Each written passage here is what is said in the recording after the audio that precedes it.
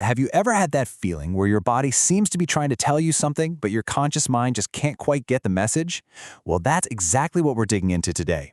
How our deepest conflicts can show up, not in words, but in our actions, especially on the therapist's couch. So let's just start with this really big question. What if our bodies remember things that our minds can't? What if they hold on to stories that we can't consciously find the words for? It's a powerful idea, and it is right at the heart of everything we're exploring. You know, a therapist's office is a space that is all about talking.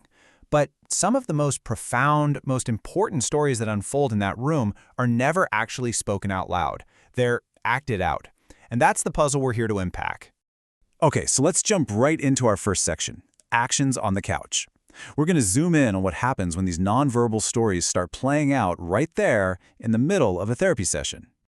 And just to be super clear here, we're not talking about, nervously tapping your foot or fiddling with a pen. We are going way deeper than that. We're talking about actions that are absolutely packed with meaning, behaviors that carry the weight of unconscious thoughts and buried memories. Now, this whole phenomenon actually has a name, and it is the key to this entire explainer. So let's get our heads wrapped around the official definition of acting in. Okay, so here it is. The term acting in comes from a psychoanalyst named Myers-Zeligs all the way back in 1957. And the most important part of this definition, the thing you have to remember, is the location. It's about behavior that happens during the session. It's not out in the world. It's being brought right into the therapy room. Location is everything here. And this is where we really need to draw a line in the sand. I'm sure most of you have heard the term acting out, right? That's when some inner conflict explodes outside of therapy, out in your day-to-day life. Well, acting in is its direct counterpart. The behavior happens inside the session. The conflict is brought right into the room with the analyst. And that difference, it's everything. So if this stuff is happening right there in the therapy room, what's it all about? Well, the first big idea, the more traditional way of looking at it, was to see it as a kind of resistance. The core idea here is pretty straightforward. The action becomes a substitute for words. The person is either unable or, maybe unwilling to talk about a difficult memory or feeling. So their body kind of does the talking for them, which lets them sidestep the hard work of consciously remembering. There's this fantastic quote that just nails it. Repeating has replaced remembering. Think about that. Instead of consciously calling up a memory of something that happened, the person unconsciously reenacts it. The action literally takes the place of the memory.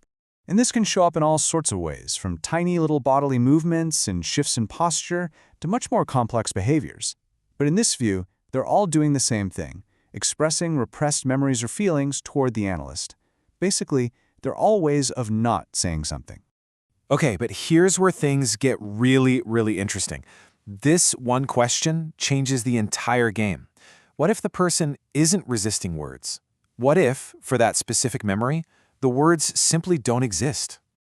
And that question, well, it leads to a completely different way of looking at this whole thing.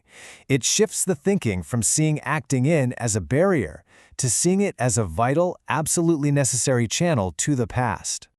This new perspective is so important, especially when you think about our earliest experiences in life. I mean, conflicts or traumas that happen before a kid can even talk. How could those possibly be stored as verbal memories? They can't. You see, there's a huge difference.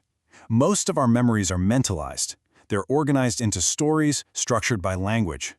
But experiences from before we had words, they aren't stored like that. They exist as raw feelings, sensations, bodily memories. They were never turned into a story we could tell. And this right here is the big aha moment. In these cases, acting in isn't resistance at all. It's literally the only way that memory has to make itself known in the present. The behavior isn't a wall getting in the way. It's a bridge to a person's earliest self. So which is it? Is acting in a wall of resistance, or is it a bridge for communication? Well, as it often turns out, the truth is a little more complex. The thinking evolved to see it as a whole spectrum of communication. What's so fascinating is that the guy who came up with the term, Myers-Zeligs, actually went back and updated his own idea just a few years later. He realized it was way more complicated than just a form of resistance. He basically proposed this pathway to understanding. It often starts at step 1, acting out, where a conflict is just bubbling up unconsciously out in the world. Then comes step 2, acting in. This is that crucial midpoint, where the behavior gets brought into the therapy room. And the ultimate goal is step 3, free association, where the therapist can help the person finally process it all and put it into conscious words. And that right there is our key takeaway. Acting in isn't an either-or thing. It's not just resistance, and it's not just communication. It's this incredibly rich, really complex bridge that connects an unconscious action to a conscious understanding. So, we'll leave you with this to think about. We all have our own little habits, our postures, reactions that we don't fully get. So the real question is, what might your own unspoken behavior be trying to tell you?